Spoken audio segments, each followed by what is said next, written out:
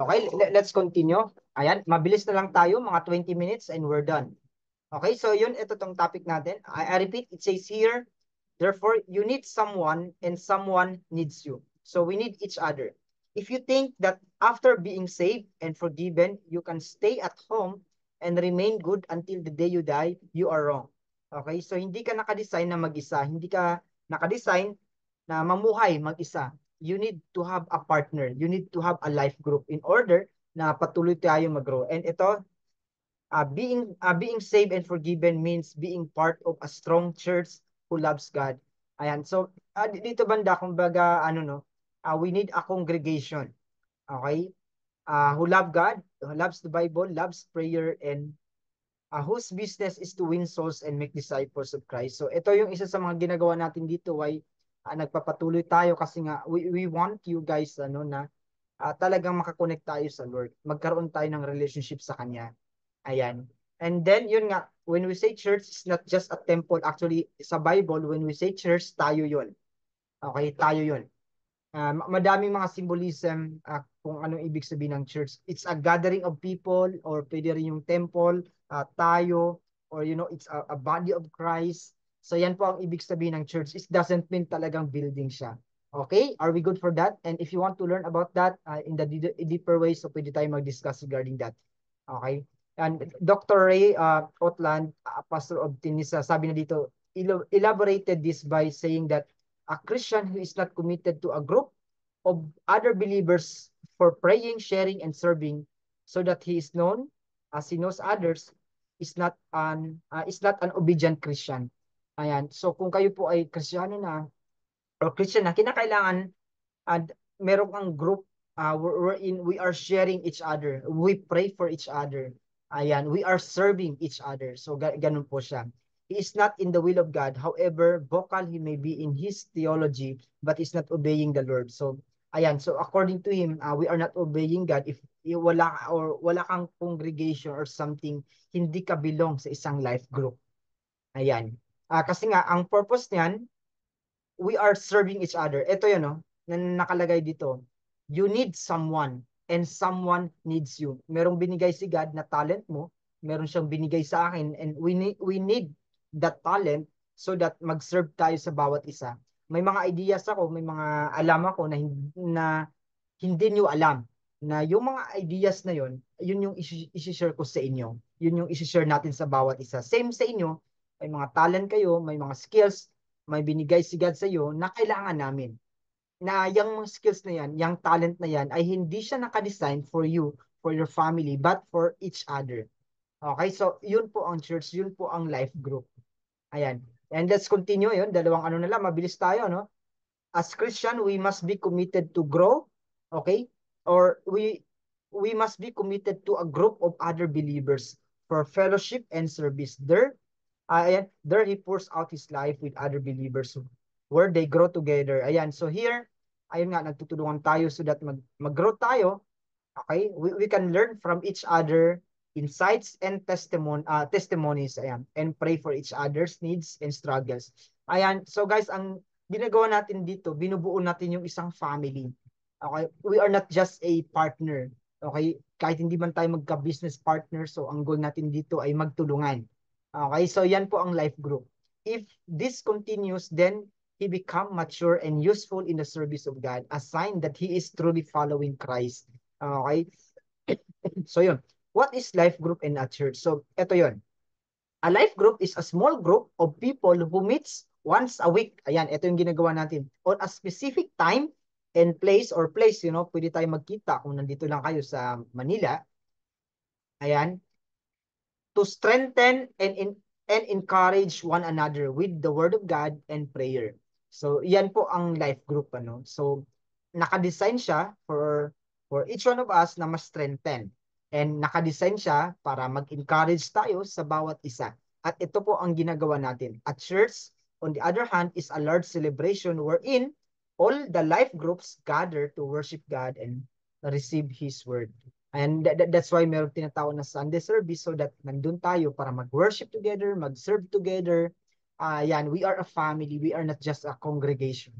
Ayan, what are they committed to? To God and to each other. Ayan, to win the lost and to make more disciples for Christ. Ayan. Kumbaga, ito po, ang talagang heart ni God is for us na mag-serve sa bawat isa. And the same time, yung mga walang relationship sa Kanya, yun yung heart niya na iwin natin.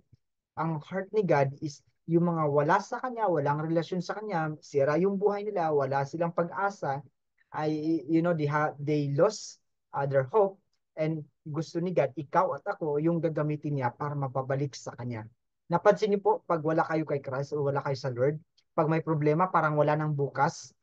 Ayan. But if you have with God, if you have a relationship with God, since He is the Prince of Peace, you just go to Him, just ask for a prayer, and masya ka na kahit sobrang daming problema, grabe yung peace of mind na meron ka.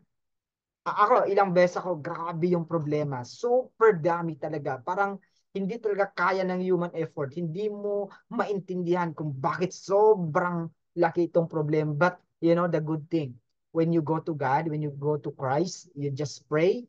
It's like Gracie, parang na-fail ka, something like that. Na-fail ka sa ginagawa mo. Just come to God and He will give you the peace of mind. He will give you the wisdom. Ano yung gagawin mo?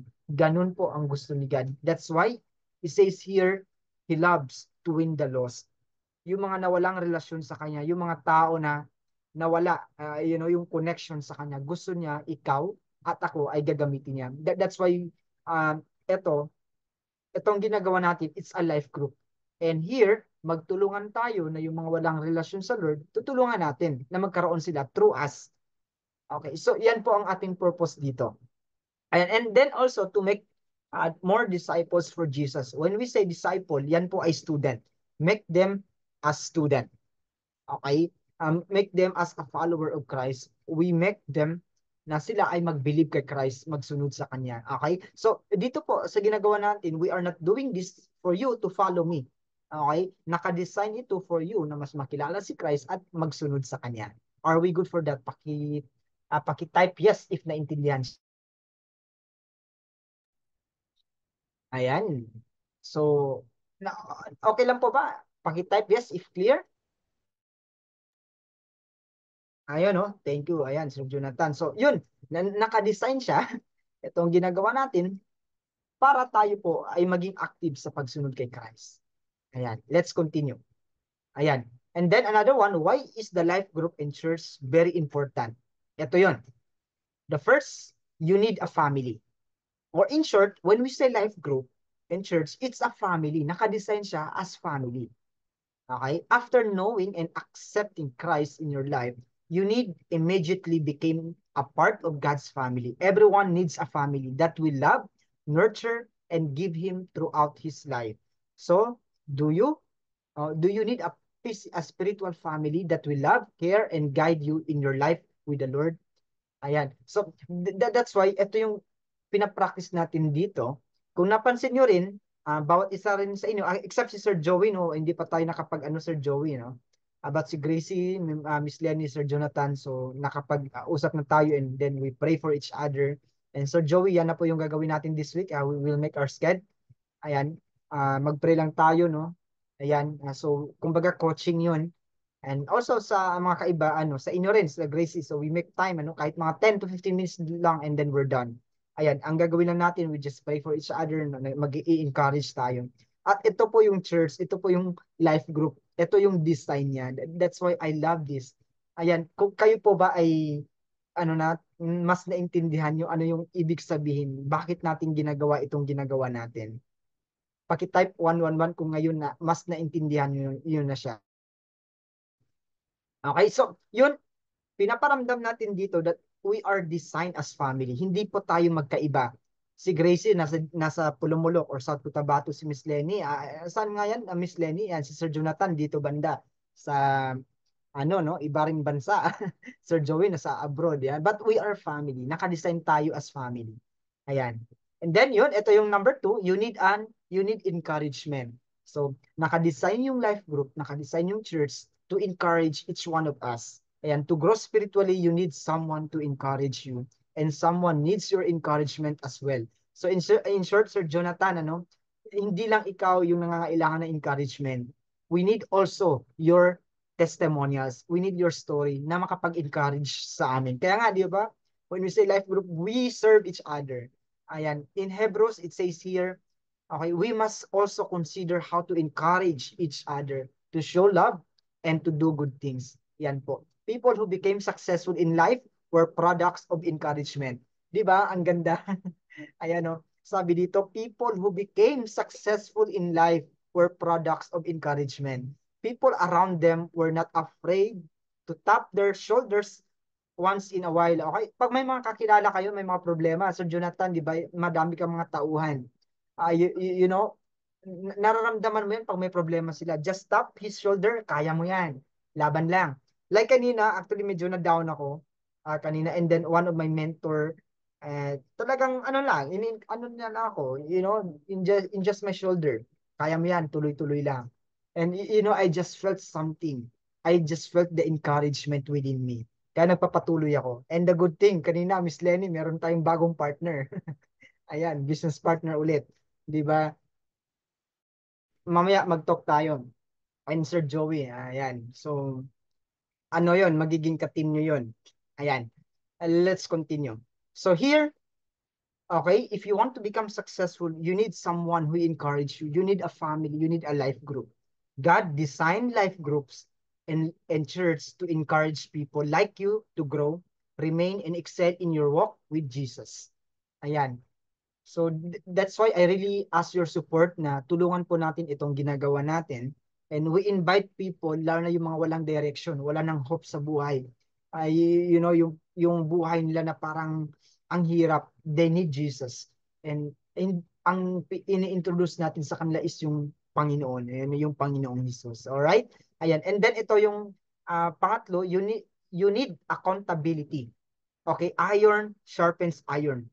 States Proverbs 27:17. Your churchmates or your ka-life group will accountable for your spiritual growth. Ayan, so ito po ang isa sa magiging accountable ko rin. That's why talagang mini-message ko yung isa-isa. Ayan, kasi nga, parang binigay kayo rin ng Lord sa akin na, kailangan ko rin kayo alagaan.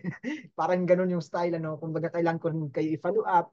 Kasi nga, yan po ang heart ng isang, isang nagsusunod kay Christ. Same po sa inyo, when you invite someone, so dapat meron kayong heart, not just to invite him, but to connect with him or to connect with her. Yung talagang ipa-feel natin sa kanila that we are concerned with them. We love them. Hindi naman puro sa materials lang yan eh. Okay, so yan po ang ano natin. We accountable for each other. Pag may problema ang isa, we are ready to pray for him, to pray for her, to support her. Kaya yon ang isa sa pinaka-prayer ko ngayon, Lord, gusto ko yumaman. Gusto ko talaga maging super successful so that mas madami pa tayong matulungan. And it's my prayer no, sa group natin na madami po sa atin soon yung magiging super successful. It's my declaration also na makaproduce tayo or tayo ay maging isa sa mga may-ari ng company in the near future. Ayan, magkaroon tayo ng mga successful businesses, investments. So that's my prayer. Ayan, 3 to 5 years from now, yan yung isa sa mga i-focus ko, yung mag-i-invest ako from different company. Ayan, sa ngayon, ang ginagawa ko for 1 to 2 years, yung mag-produce ng income, magkapag-produce ng passive at saka active income. Yan yung ginagawa ko ngayon. Alright, so let's continue.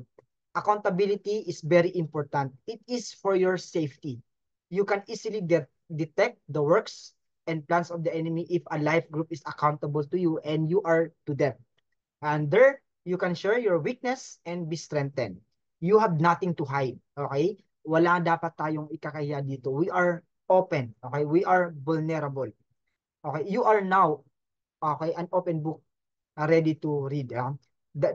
The care and accountability that you will receive will be the same care and accountability that you will impart to others. Kasi nga, di ba, pag inalagaan ka, pina-follow up ka, people are caring you, they love you, yan naman yung pwede mong ipasa sa iba. Kasi nga, you cannot give what you don't have. You cannot give yung mga bagay na wala ka. Okay, so that's my prayer dito banda sa ginagawa natin, yung talaga maramdaman nyo yung presensya ni God. Maramdaman natin yung pagmamahal niya, that He loves us and He is a very powerful na kahit anong problema na meron ka ngayon, okay, kaya niyang, kaya niyang isolve. Ayan, Miss Lenny, di ba? Kung malaki yung problema mo ngayon, sabi ni God, nandito siya. Andyan siya, naghihintay sa'yo. Okay, He just want you to call to Him. Okay, yun. And ito na yun. Ito na yung last. Ito na yung question. What is the importance of life group in a church para sa'yo? Do you have a life group in mind that you want to go? Okay, ito, dinidesign natin to, but syempre walang pilitan to. So, ang tanong ko sa inyo, are you committed ba na ipagpatuloy natin and magtulungan tayo sa ating life group? Magtulungan tayo yung iba na walang life group, meron naman silang time, why not invite them sa ginagawa natin dito? Ayan. And by the way po, just want to share you the burden of ours. Ang goal talaga natin before matapos itong 2023, at least magiging 21 tayo. Kaya po ba natin yon? Na magtulungan tayo hanggang aabot tayong ng 21 or more? At least 21 tayo, no? 21 numbers. Ayan, I can do ads naman, no? Just to invite people. Pero mas maganda kung yung malapit sa atin. And then, are you excited to be part of this family or this new family, this life group of ours? So yan lang po ang tanong ko sa inyo. Do you have a life group? Kung meron, okay lang. And then if wala naman, are you committed po ba na magiging part dito po sa ginagawa natin? Ayan. And are you willing po ba na mag-help para mag-grow tayo, para mag-multiply tayo? And ito, gagawin natin to every Tuesday lang. Tama? So are you committed po ba na magtulungan tayo? Yung talent mo, kung ano yung binigay ni God for you, ayan, gagamitin natin yan. And if you want to share, okay, like itong ginagawa ko, just be open, just let me know. And I will, mag-strategize tayo or mag-usap tayo para ikaw na ulit mag-share. Ayan, so yan po yung tanong. Okay? Sige, paki-open muna yung cam and then mag-picture tayo.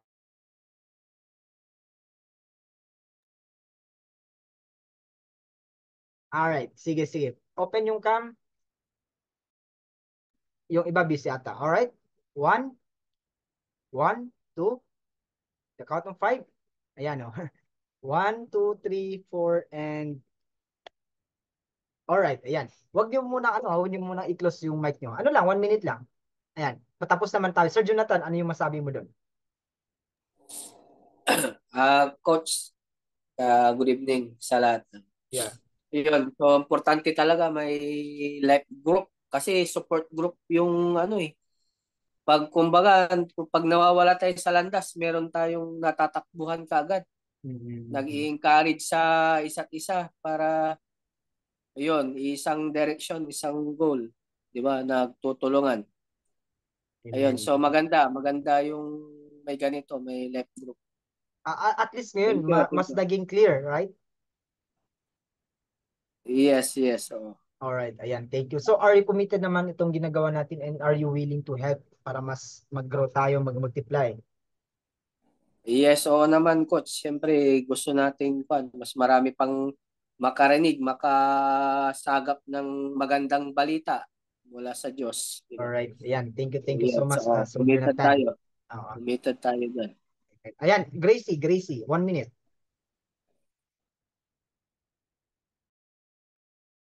Ayan. Unsay ito ya?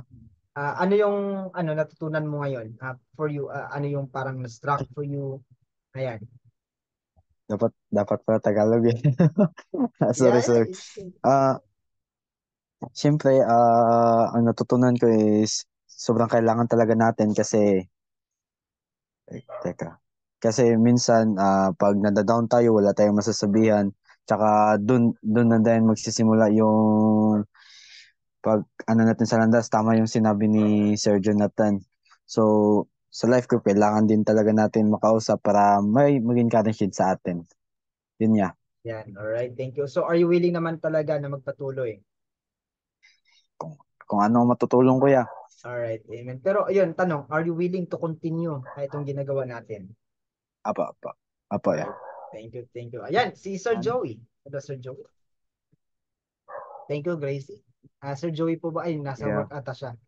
Miss Lenny. Ito, sir, hindi ako makapagsalita for now. Okay, I understand. Sige. Alright, so, ayun lang po. And then, before tayo magtapos, I just want to play this song. And after that, play tayo and we're done. Okay lang po ba? Ayan. Ito naman, naka-design siya itong song. So if we hold on together, so yun, let's go. So right now yun, also if you have a mga problem, just go back to God, just ask His help. Sabi nga ni God, kung ikaw ay madaming problema, dami kang mga ngayon, pananakit sa puso ba, sabi niya, just come to me and I will give you rest. I will give you peace. And lang kung may mga problema ka, ito lang yung mata mo. And listen to this song.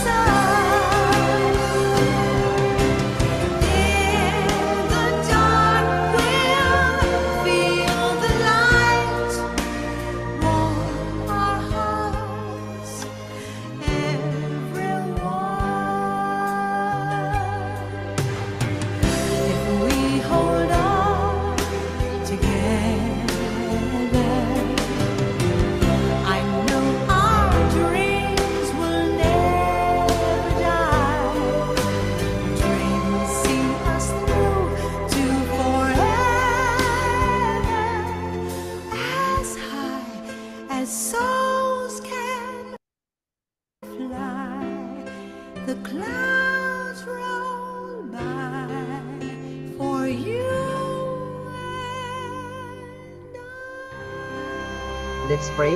Lord, thank you for this time and thank you, God, for the life of each one of us na andito. And Lord, continue to bless each one of us. Yung buhay ni Sir Joey, God, ikaw mag-bless sa family niya. I know na parang naano na siya sa family, gusto niya makita yung mga anak niya, yung family niya. And right now, God, I declare your blessings, God, the peace of mind upon him. Lord, bless his work. I declare for promotion, for income, Lord, for breakthroughs upon his life, upon his family.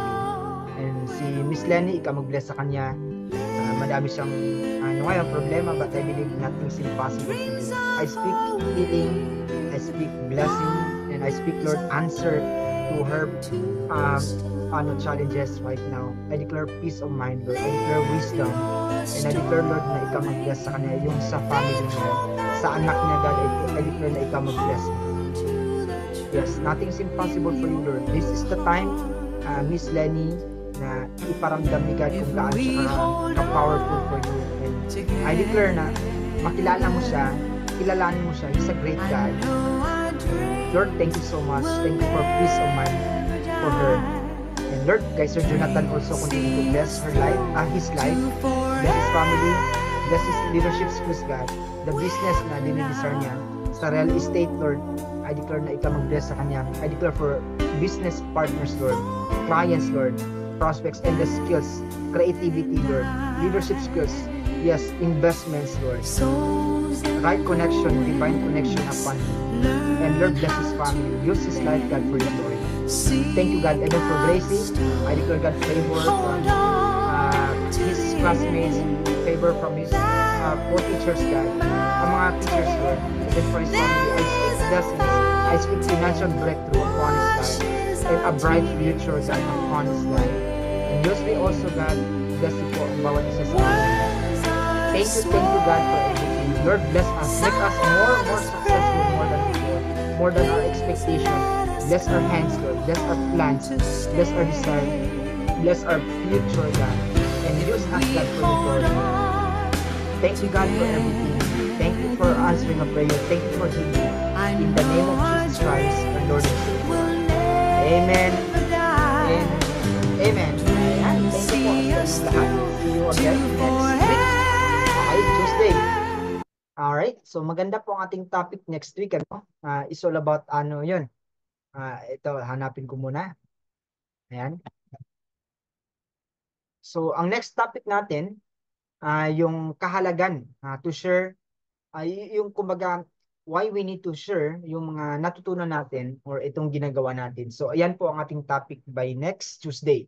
The importance of sharing with others of what we have. Okay, so yun po, good night sa inyong lahat. See you again this coming Tuesday ng 8 p.m. Yan. So kung kaya natin siguro mas early, no, mga 7:30, mas maganda siguro. Sir Jonathan, tama? Yes. Okay, mas maganda yun. Okay, Mas sige. early. Oh, 7:30 tayo. 7:30. Let's see. Para 8:30 we're done. Yes. Okay, so yun. Thank you po sa inyong lahat. See you po by next week. God bless and good night. Ayan, 45 minutes lang tayo. Thank you. God bless.